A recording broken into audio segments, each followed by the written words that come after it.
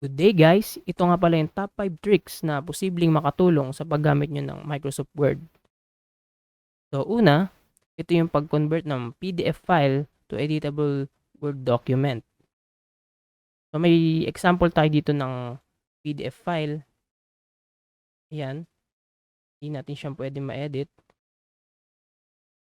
So pumunta lang tayo sa Microsoft, open natin yung file.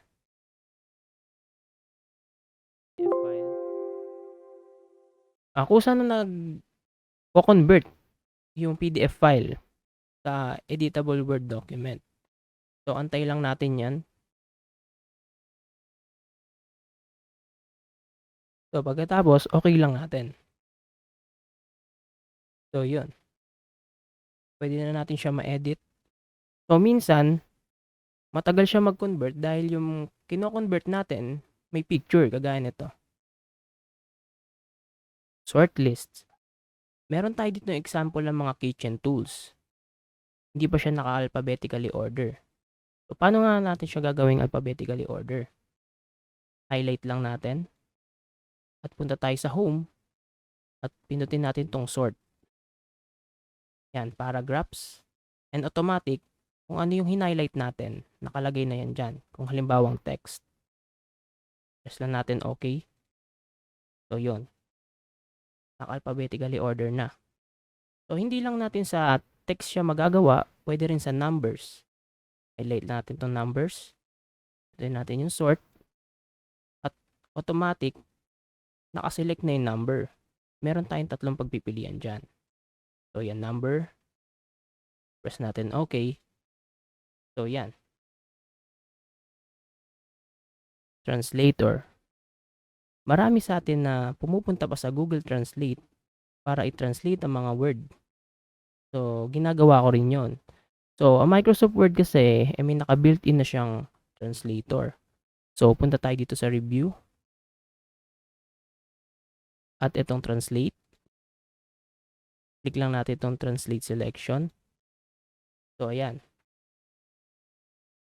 Kung halimbawa, gusto natin siya i-translate sa Tagalog, highlight lang natin to. So, palitan natin siya. Hanapin natin yung ito, Filipino. At insert lang natin. So, ayan. Autocorrect. Madali lang itong gamitin. Kung halimbawa, gusto natin i-type ang Microsoft. Yan, Microsoft Word. Hindi na natin siya i-type ng lahat.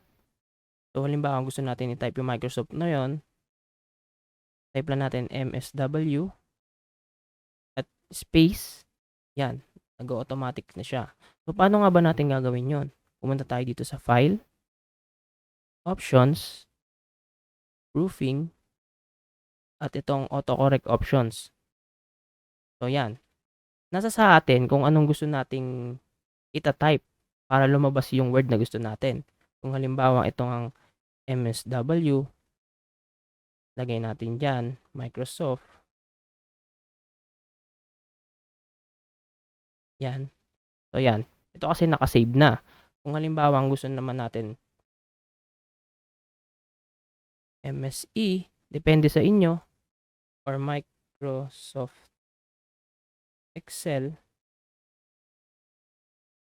i-add lang natin. So, yan. Okay. Try natin. MSE. Space. So, yun. Panghuli. Ito yung double click. Ito yung madalas kong gamitin dito sa Microsoft. So, halimbawa, gusto mo mag-type dito, double click mo lang siya. Yan. Or kahit saan mo gusto, double click mo lang. So, yan. Hindi na natin kailangan mag-space, space, tabs, or enter. So, yun, double click lang. Thanks for watching.